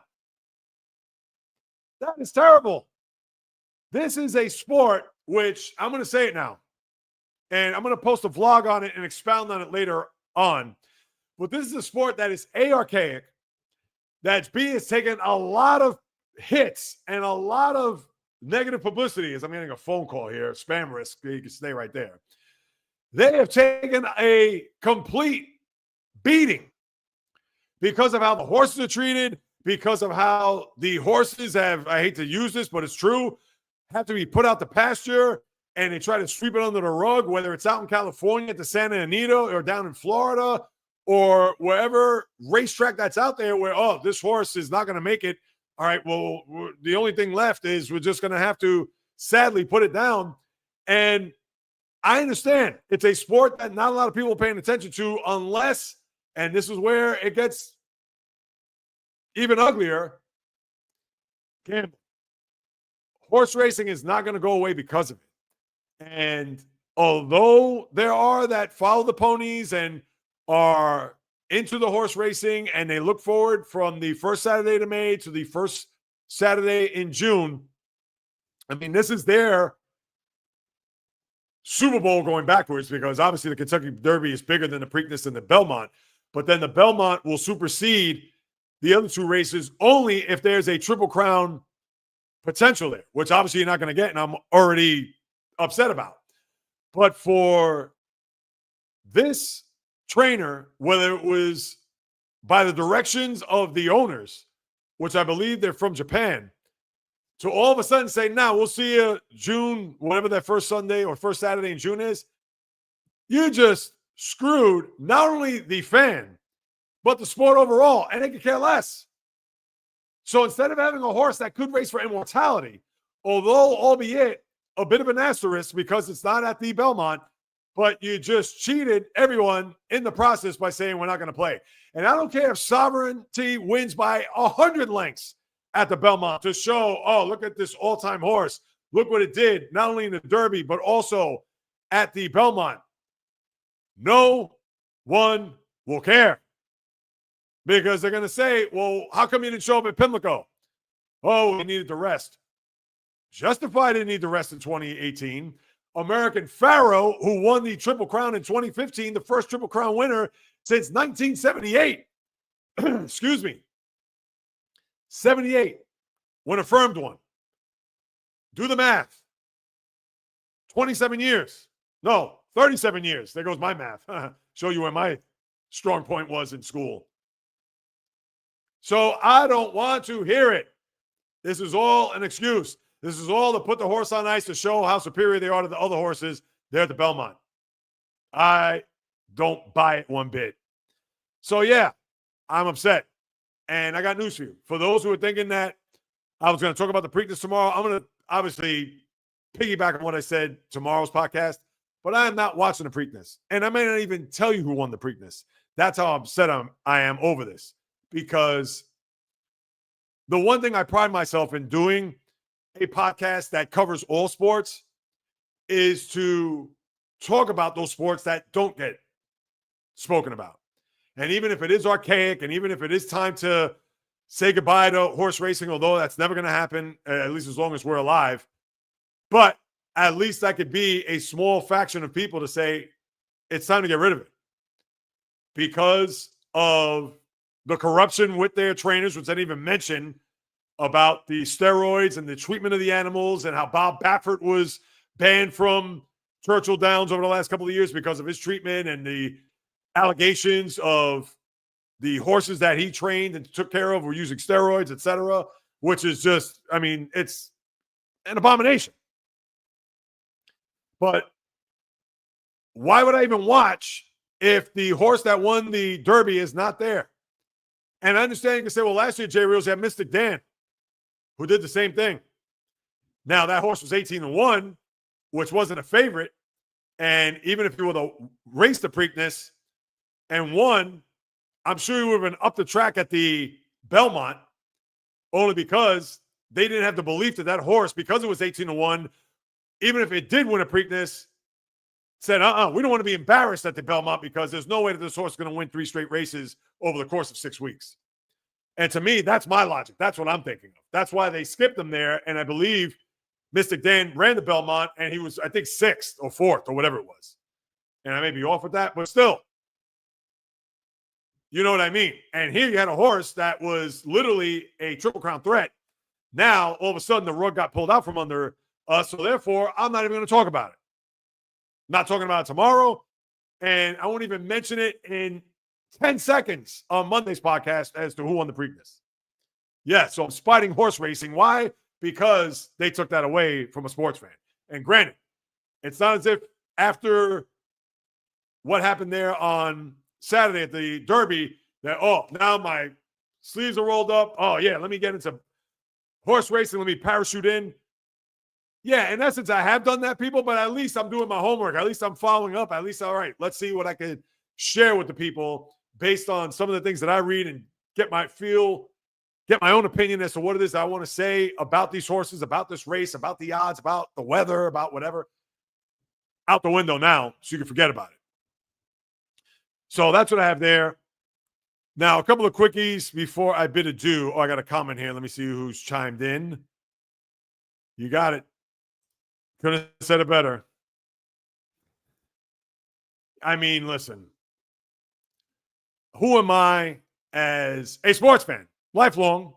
You know, it's not as if I just started doing this just for the hell of it, where people are doing podcasts to get clickbait and to get views and subscribers by coming out and saying the most outlandish headlines and thumbnails and things of that nature. You know me, people. I call it as I see it. I keep it real. I've been, since birth, a sports fan, but I stay true to that. And even more so, having this platform, I'm staying true to everybody. I'm not going to say things that I don't know or don't watch or don't follow or what have you. And I'm not going to come out and say that, oh, yeah, I'm a big-time horse racing fan now. No. Only throughout these, from May, 1st to June 8th, this is where I have to follow it. This is where I have to stay on top of it. So I'm not telling you anything that you don't know as far as me trying to come out and be this guy that, yeah, I know all these horses. I know what they're capable of. Oh, that horse shouldn't be 30-1. Hey, listen, if that horse is 30-1, it's for a reason. And yes, I know, what was it? Rich Strike was one of those horses a few years ago that won the Derby, and I think his odds were 30-1. And that was a miracle that the horse won. But again, I believe it's the same scenario. I think it may have ran the Preakness. I didn't think it skipped the Preakness. Let me think about that. I should probably look that up just so I could be correct here. But Rich Strike was a horse that a lot of people thought, could this possibly be the Cinderella of all time when it comes to winning a Derby and maybe going on a run here? So for Rich Strike, here he goes. I'm pulling it up now. Watch the video. Yeah, and he was 80-1. That's right. 80-1. Maybe that's too high. I don't think it was 80-1. I think it's a little bit strong. And of course, it's not giving me the information I want. But anyway, I don't want to bore you with this. I know it's just horse racing. It's like Jay Rios. Come on, can we get to something else? But yeah, it's the thing where you know that when this time comes, I'm going to be on top of it. And I'm going to give you what I know, generate an opinion, and share it with you. That's it. I'm not going to say something that's going to be clickbaity. I'm not going to say something that's just going to be irresponsible to what it is that I do because, as I've said a million times over, for someone like myself, who obviously is still trying to build a name, build a brand, etc., there are 4 things that I need in order for me to be successful. To be entertaining, to be, of course, which means lively, energetic, etc., to be informative, to be knowledgeable of what it is I'm talking about, and more importantly, which goes out the window to a lot of these podcasters, writers, bloggers, vloggers, etc., is credibility. And that's it. To me, it's credibility over everything else, because the knowledge, the information, and even the entertainment aspect, that's natural. Credibility, you could take that whichever way you want. You could take that to where you want all the subscribers, all the followers, and just talk a bunch of gibberish and not know or not back up anything you're saying. Or you put in the work and you go ahead and give the fans, give the people what they want. Someone that knows what they're talking about, but at the same time owns up to what they're talking about and not just says it to say it. So I know I made it about me there, but to me, I take it seriously. And there's a lot of people that don't. So therefore, I got to shout them out for those, the three of you, not you that are in the chat room or whatever, but the three outside who's this Jay Reels guy? Well, yeah, he's only has 600 some odd subscribers while I got 80,000. And I saw something recently. I'm not going to shout him out. There was I have to do this. I'm sorry. I'm not going to shout him out though, because I don't want to attract attention to him. And he's not anybody famous, but he's a YouTuber that has over 1 million followers. And you could just tell it's like that Mr. Beast, and no shade on Mr. Beast, but it's that Mr. Beast editing and graphics and things of that nature. And he's talking about the Lakers, but he's being a Laker apologist, saying how, oh, well, LeBron, he had his MCL there in the fourth quarter or whenever it was in the third quarter of the game 5 against the T-Wolves. That's one of the reasons why they didn't win. And, oh, Luka wasn't fully acclimated. It's like, come on, seriously? Is this what we're doing here? And obviously in the in the comments, I'm looking and I'm seeing how these, I don't know if they're fans or haters or whatever, troll, but they're saying, it's like, wait a minute. This is a guy that's coming out and says nothing bad about his team, but when his team does good, he breaks out the pom-poms, but turns the other cheek when it's the other way around. And when I see his subscribers and when I see his style of his videos, which, all right, fine. You want to take the Mr. Beast template and try to generate that type of interest and buzz, whatever, God bless you. But am I going to watch something like that? Hell no. I'd rather watch paint dry than to watch that. And that's my point. So that's what you have there. I know James with the horse racing. And here I am, an hour and a half. Who am I? I'm just babbling along here. That's with the horse racing. All right, I'll wrap up with these 3 things before I say goodbye. And I appreciate you guys and gals hanging on 6 people in the chat. Listen, even if there was one person, even if there was no one here, you know, and I say it all the time, and I know you probably, Jay Real, shut up. Just keep talking about the sports. But you know, I appreciate and I thank each and every one of you for taking time out of your day to listen to what it is I have to say. This is not vodka, as I like to talk about. Usually I say that at the beginning of the live stream. Yes, that's just good old-fashioned H2O. I wish it was coconut, right? Coconut water out of a coconut. So you got to go to an Asian supermarket to get that in order to really get the benefits, not anything that's boxed or been heated, etc. Here I am sounding like a nutritionist here. All right, so now let's go. Warp Speed, Stanley Cup playoffs. Unlike Monday night where the Maple Leafs beat the Florida Panthers and up 4-1, but then they came back, although they had a 5-3 lead and they tacked on a goal there late. Excuse me, that series is far from over. I'm fascinated to see how the Maple Leafs are going to play. Obviously, they have a huge spotlight on them, considering they have not been to a Stanley Cup final or not won a Stanley Cup final since 1967. In fact, 58 years. This is going to be a rough one only because they're going up against the defending champs. They certainly have a lot of fight left, and it's very early in the series. But last night, you had both road teams winning, where Carolina put a number on the Capitals. Capitals 1 seed, similar to the Cavaliers and Thunder, as I talked about with the NBA. And all right, it's 1 loss. It was an overtime. All right, you live with it. You don't like it. But one thing you don't like is that you only had 14 shots on goal in the game. If you're the Washington Capitals, I mean, the Carolina Panthers, or excuse me, the Hurricanes, I always do that, mix that up. Carolina Hurricanes, did they volley you up that much And I understand that they throw 4 lines at you. They're kind of like the Indiana Pacers of the NHL because they don't have the one standout superstar or even megastar player. They have a ton of very good, solid NHL players. I know people want to say Sebastian Aho. All right, fine, but still, is he in the same ilk? Just like I compared Tyrese Halliburton to the Nikola Jokic's and the SGA's and the Anthony Edwards. Is Sebastian Aho Connor McDavid? Is he Nathan McKinnon? Is he Leon Draisaitl? Is he, listen, I'll go on down the list. Is he even Matthew Tkachuk? Is he, he's a little bit older. I won't even go there. I'm not going to talk about even Alexander Ovechkin, but you know where I'm coming from when it comes to that ilk of player. But the Hurricanes win. But if you're a Capital fan, I'm sure you're fine. You don't press the panic button just yet. Let's see what happens there in the game 2. And then you had the Oilers win a big game there against Vegas to where they won their 5th consecutive come-from-behind game. Now, it's a bit skewed because when you look at game 6 against the Kings, they took the lead in game 1 with about, I think, 5 minutes ago in the first period. And that counts as a come-from-behind win because you were behind in the game at some point.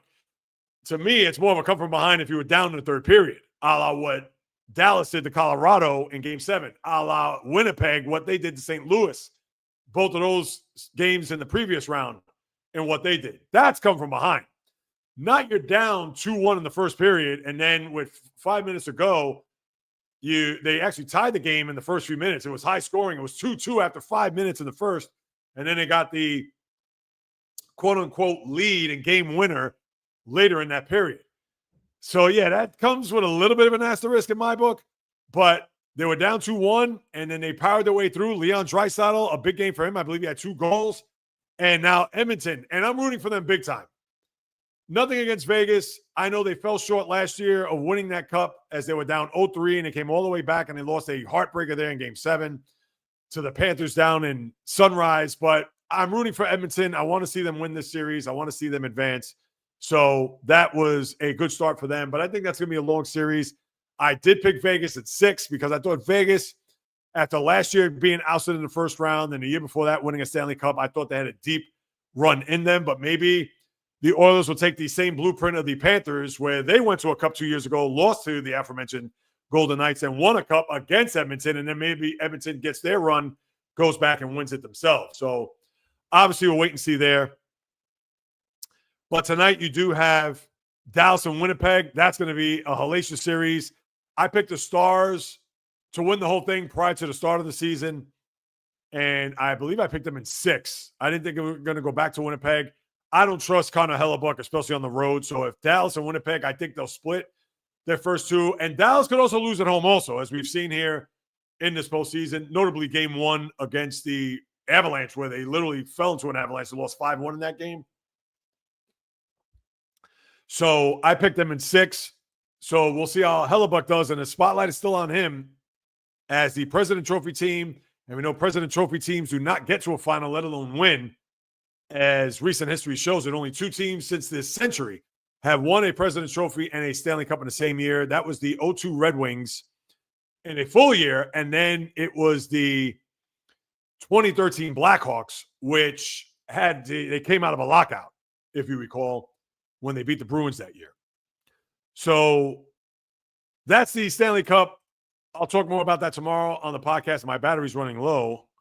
Well, this will pretty much conclude it. MLB headlines, the biggest one, I think, here over the last few days and really over the first month of the season. And now I see this headline,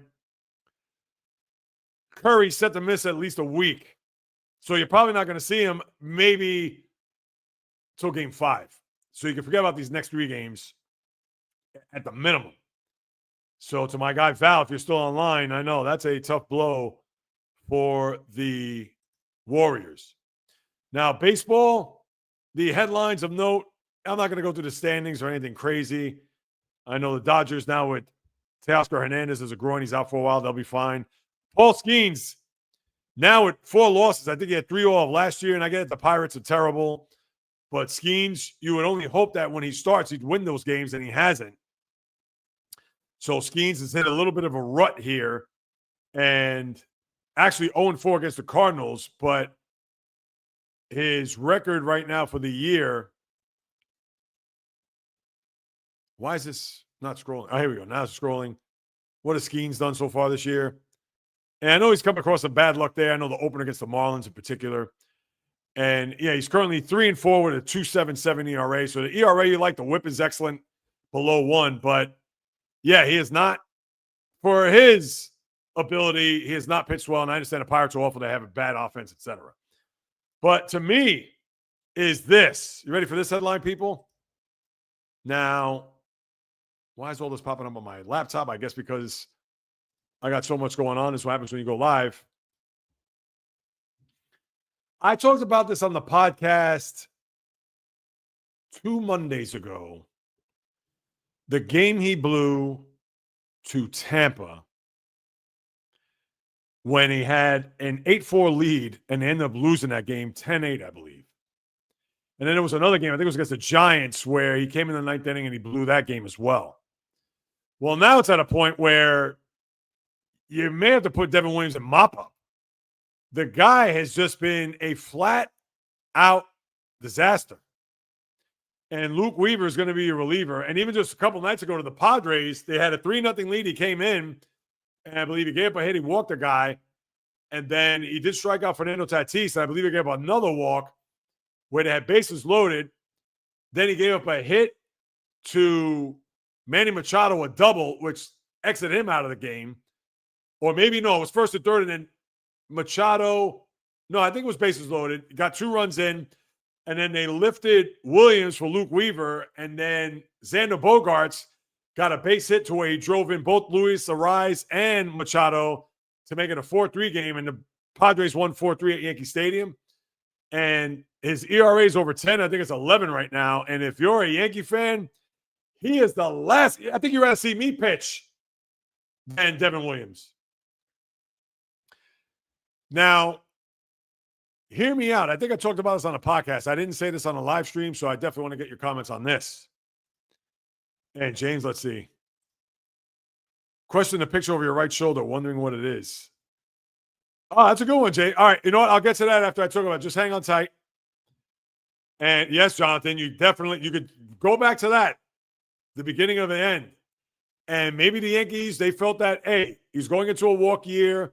He's going to be a free agent. Maybe he'll have that killer year. And maybe this is the worst place for him because I'm sure wherever he goes in the streets of New York, not that he's LeBron where he's recognizable, but I'm sure people who know him, they see him on the mound, baseball fans, maybe he's gotten heckled a little bit. Maybe he's got snakes in his head. I don't know. But definitely whatever greatness that Devin Williams had, Pete Alonso literally sucked it right out of him. And that's all there is to it. And James, I'm going to get you a question in a second because that could be a trivia question. And I know it's kind of probably, you can't really see it. It's visible. It's not as visible as it should be, but I'll get into that after I talk about Devin Williams and my proposition for you guys and gals, and let me know what you think. Now, you know he's not a closer on there. He's not a closer on the team anymore, at least as of right now. He has not done well, even in his, you want to say, glorified mop-up role. But considering it's May 7th and you can't trade him for a bag of balls right now, and maybe he does need to change the scenery despite the fact that he's only been here for 20 minutes. But my thing is that if he could get himself on track to the point where you give him May and he starts getting some outs and you build up his confidence, and then in June, maybe you throw him back in the closer role. Maybe not in a 4-3 game, maybe in a 5-3 game or a 5-2 game. And hopefully, let's say it's June 1st, the rest of May, he pitches well, ERA comes down maybe in half. So now it's at 5.5 as opposed to 11. Then maybe you'll insert him into some quote unquote easy save opportunities. Like I said, of the 2-run and 3-run variety. And then as you get, that's it starting in June, and then you get to the middle of June, then you maybe give him that 4-3 game where he comes in the ninth inning, and now he's starting to lock it down, and now he cuts that ERA from 5 to maybe not 2.75, but let's say 3.2. And now it's early July. If you're Brian Cashman, do you trade him? I got news for you. If I'm Brian Cashman, I am working the phones to get this guy out of here. Because and of course they're not going to say that publicly, but you get the rest of this month to try to get him back at least to a semblance of what he once was, and then give him those save opportunities in June. So by the time you get to July, and maybe if you're a team, maybe even in the AL, maybe if you're Kansas City, I understand they have a pretty good bullpen, but I'm just using them as an example. How about the Detroit Tigers? Now, I understand it's dangerous because that means if you're the Yankees, you may possibly go up against them in a postseason series. Because Detroit, you would think they're going to be in the playoffs and they probably win a division. But I'm sure they'd rather trade him to the National League. Do you trade him to the Cincinnati Reds? Do you trade him to the Philadelphia Phillies? Do you trade, which they need a bullpen in a worse way? Do you trade him to, and I understand they have a decent bullpen, but why not? They've rolled the dice with their starting rotation. Roll it with the bullpen. The Arizona Diamondbacks, considering how loaded that division is. Teams like that. If I'm Brian Cashman, that's what I'm doing. I am making sure that I'm doing whatever it takes to get this guy built up and shipped out. Or maybe I should have said that better. Shape them up and then ship them out. How's that? Is that better? So to me, that's the story, because other than that, I could go through standings. I could go through all these different other angles. To me, once we get to Memorial Day, or at least the Wednesday after Memorial Day, if you don't listen to the podcast, and if you don't, shame on you. I'm kidding. But the Wednesday after the podcast, we'll definitely take a lay of the land in baseball, and we'll break it down at that point and see where we're at. Although, if anything does happen in baseball over the course of now to next Wednesday, I'm going to bring it up. But there really isn't much to dive into, at least in my estimation, that what I've seen here over the last week, and certainly in the early part of this week, that I could say, let's unpack this story or this team, this player. And that's why with Devin Williams, considering Cy Young, or he was a former Rookie of the Year and a guy that was a lockdown closer, and he gets traded. Very shrewd move by the Yanks as they're trying to get back to a World Series with a guy who is a bona fide closer, but he doesn't resemble one, considering that his ERA is at 11. And I don't pitch in Major League Baseball, but my ERA would probably be that, or maybe just a slight better if that was the case. So therefore, I bring it up. And that's not a knock on the Yankees or whatever. Listen, Luke Weaver gave up his first run there the other day against the Padres, and who knows? Is he doing it with Scott Saban bubblegum or mirrors? I don't know. I mean, the guy's been lights out since he's been a Yankee, but you know they're going to stick with him. But for Williams, let's see where that road goes for him, because it can only go up. But at this point, he may end up being out, and he either could be out depending on how he does as far as increasing his trade value, or he just may get dumped altogether where the Yankees may just eat the rest of his contract, because there's no way you're going to see Devin Williams in any high-pressure situations come late August, September, and most definitely October.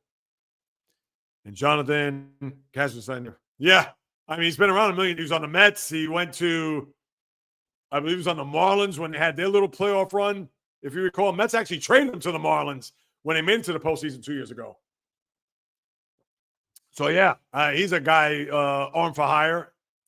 Excellent choice there. And then, James, what's my Soto take? In what way? Has he been bad? Has he been? Now, listen, he's certainly underachieved, other than the 2 home runs he hit last week against Arizona. Oh, was Arizona? In that, yeah, it was Arizona, because now here they are in Arizona. Oh, I'm getting a low battery, so stand by here. I'm going to have to plug this sucker in. Bear with me, guys. All right, let me ask you this. I may have to take off this light, though. That's the thing. Hang on. Yeah, I don't want to lose you guys. I'm in the middle. All right, how's this? You ready? I'm going to have to kill this light. It's just going to be for about another 10 minutes tops. So my apologies. Let me just shut this off. How bad does that look, guys? Is that bad? Just give me a thumbs up or thumbs down. Because if not, I may have to put a pause on this and then break out the extension cord. So, yeah, if you could just let me know. So now we have a situation with Soto.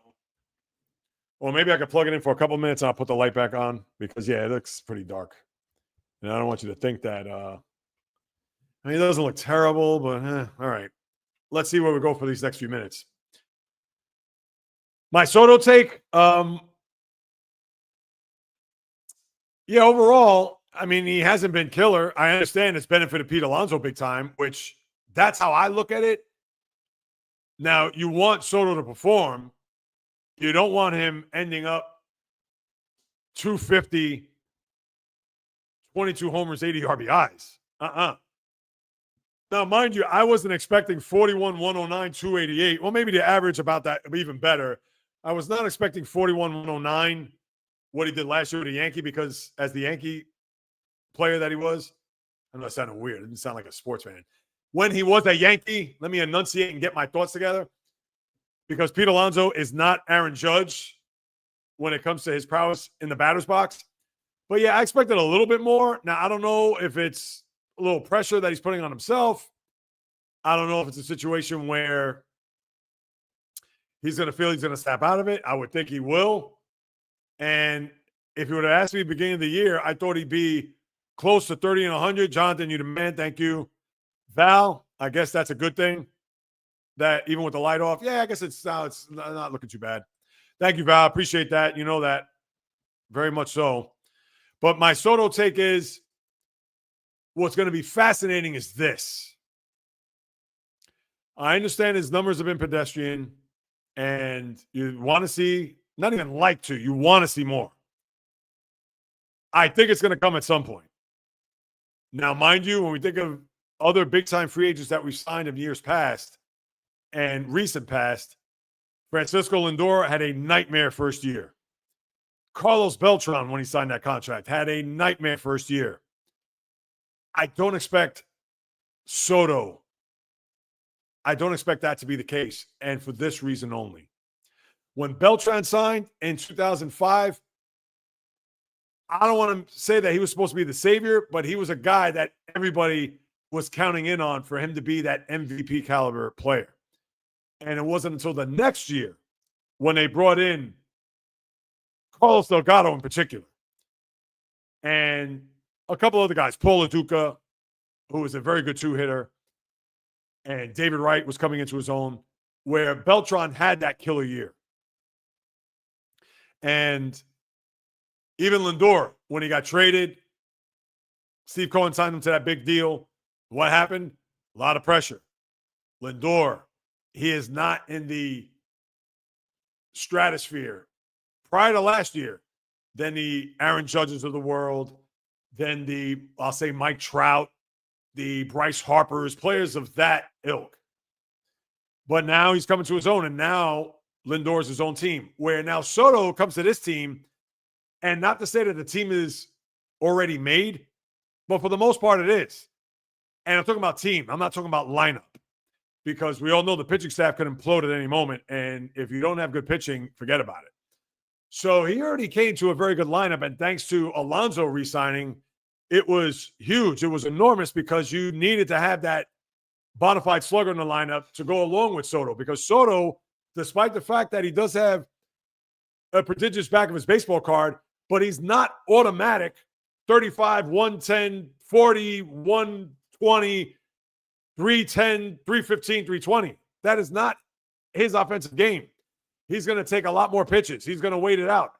To me, it's almost like he'd rather take a walk than to try to get a base hit, a double, or homer.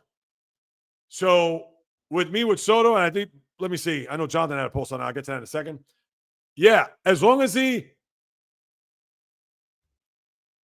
incrementally gets better, And I think he will. That's what matters. But here's where he's going to be judged, and here's where he's going to be graded. It starts next Friday. Does anybody know what next Friday is? Anybody want to take a guess? Anybody want to throw out something in the chat room? And Jonathan, I don't care what Soto does in the regular season. If he don't get 2 for 4 rings, it throws a bust. Well, listen, if I'm alive and you figure by the time of the end of his contract, 15 years, do the math. Was that 2041? No, you got to include this year. So I think it's 2039. 4 rings is a lot. In 2039, do the math there, Jay Reels. That means I will be, knock on wood, knock, knock, knock, 7-0. Oh, yeah, I like that. Ronald Acuna, absolutely. A healthy Ronald Acuna. That, to me, that's the class we're talking about. As far as next week, and yes, you guys hit it. Jonathan, James, Yanks, Mets. Now, I'm not saying that Soto is thinking about that series right now. I'm sure he has it circled. And I'm going to save till next Wednesday's podcast on how I think he'll fare that weekend. Now, I don't think he'd be afraid of the moment, but I don't know what he truly feels or really thinks what he's going to be up against. That is going to be a snake pit. And I'm going to not be in the building. I'm going to be outside the building because I'm taking the temperature of the Yankee fan, which I already know what the answer is, but just for grins and giggles, I'm going to record that as a vlog. I'm going to go before game 1 out to Yankee Stadium. So if you're heading out there, if you want to say what's up, please do.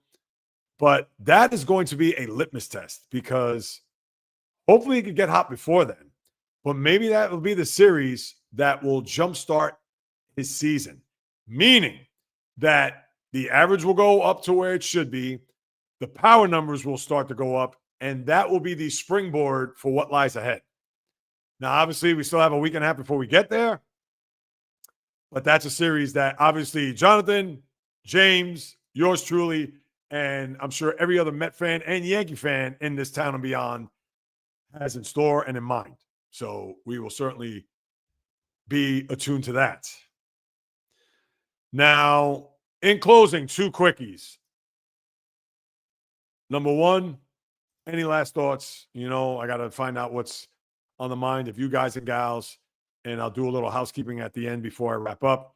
But the other thing is, James, that painting back there, that is a gift that I've given to my wife for her birthday many years ago because her favorite musician is John Frusciante, the guitarist of the Red Hot Chili Peppers. And I know it's colorful. I know it's probably kind of hard to see through video and lighting, and obviously with the light off, who knows? Maybe it even looks a little bit better. I mean, obviously I'm turning back only because I'm taking a look at it. Not that that's going to make it any better for you guys and gals to watch, but yes, John Frusciante, I know that is a fixture there. So anytime anyone is watching the podcast, whether it's on Apple, Spotify, of course, here on YouTube, or any other way that you watch it, whether on your phone, tablet, etc. Yes, that is John Frusciante, or at least a rendering of him performing where, I don't know, but that's who that is. So, James, I hope that quelled your, let me see. Uh-oh. I don't think so. Alonso taking steroids? I doubt it. Oh, James, are you? I didn't know that. I'm going to get to that in a second. I don't think he's taking steroids, Jonathan. I mean, think about this. If he is not just dumb, but he's stupid. We all know that he's could opt out after this year. Granted, he's putting up big-time numbers. And, yeah, to me, I think that's just a slugger's body. I could see if it was a thing where he was looking like Jose Canseco back in the day, or Mark McGwire for that matter, or Barry Bonds. You could throw any one of those guys that you want.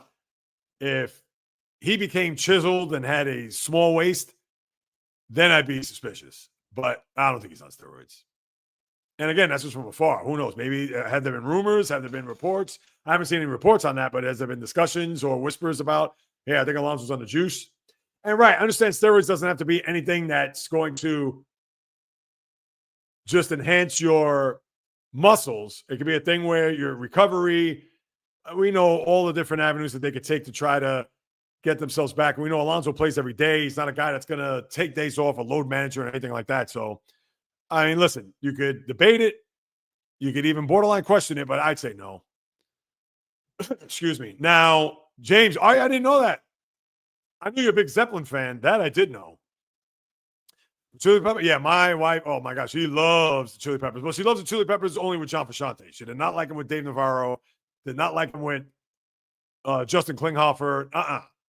Would refuse to see the Chili Peppers with those guys. So, yeah, she is all about John Frusciante and nothing else. So, that's cool. And I become a Chili Pepper. Now, listen, I'm not anywhere near the stratosphere of you or her for that matter, but I become a Chili Pepper fan through her and actually got a chance to see them twice here during their last tour. So, I'm grateful for that and for her for that matter. But, it's cool to hear that you're a big Chili Peppers fan and awesome. I like it. And look about this. Listen, Jonathan, Profar was a bum before taking the juice. Now, that's suspicious because he had big-time numbers last year. And what did he sign? A one-year deal with the Braves? That's all he got. But, yeah, it doesn't look good on him. And he's been a good player. Now, coming out of, what was he, from Curacao, a lot of people thought that this guy was going to be the next big thing. A lot of people had Andrew Jones-type talent, a lot of just him being a five-tool type player. And he's been anything but. Bounced around everywhere. It started with Texas, went to, I believe it was with Anaheim, obviously San Diego, now with the Braves.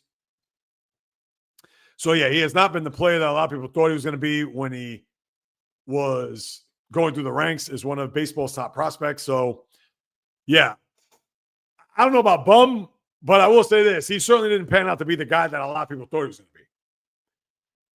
Good player, serviceable player, but not an all-star. I believe he was an all-star last year, but then people can say, oh, well, he was taking the juice. That's why he's an all-star. So, or if he was a multiple all-star, he was an all-star maybe another time. Who knows? But, yeah, definitely not the player that a lot of people thought he was going to be, at least from what I've read, gathered, and even watched for that matter. So, and, yeah, he's going to be sitting out for at least another, 55 games at that. So, I believe that's going to be it, people, unless there's something else that's on your mind. So, of course, if you haven't subscribed to the channel, please do so. Like, leave a comment, etc. Tell your family, friends, foes, frenemies, the good, casual, diehard, even the wannabe sports fan in your lives. Send it to them. And also I have, like I said, been saying for time after time, and I'll put this up right now as the graphic. I had it last week. But yes, critique videos. I'm in the work of editing a couple of those and the vlogs. Like I mentioned, I'm going to go to Citi Field a week from Friday. So expect that the early part of the following week where that'll be up on the channel. So that's why I implore you to subscribe. And as always, thank you so much for taking the time out to subscribe, follow, etc. And as you all know, every Wednesday, as you see on the crawl on the bottom, a live stream, 12 noon. Latest edition of the podcast coming at you tomorrow, early afternoon. Rehash what's happening there tonight. I'll talk about a lot what I have said today, maybe even add a thing or two in regards to that. So you know I will be on top of anything and everything that the sports universe has to offer.